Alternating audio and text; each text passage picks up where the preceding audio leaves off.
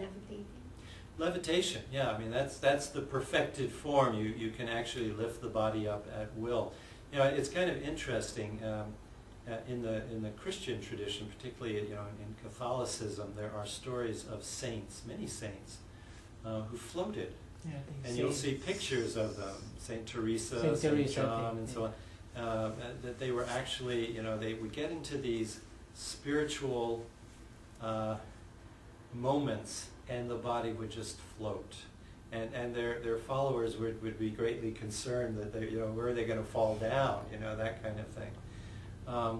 But it's not a tradition that is unique to Vedic science. It's unique to consciousness. It's an ability that becomes possible at a certain level of coherent consciousness.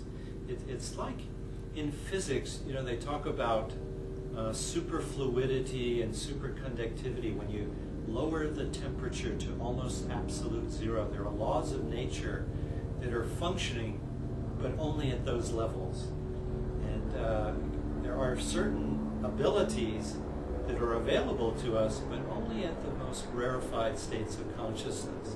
So many of the things that we've heard about that sound like, ancient legends and so on, it turns out that they're real, but they're real when you have developed that level of consciousness which can support those things.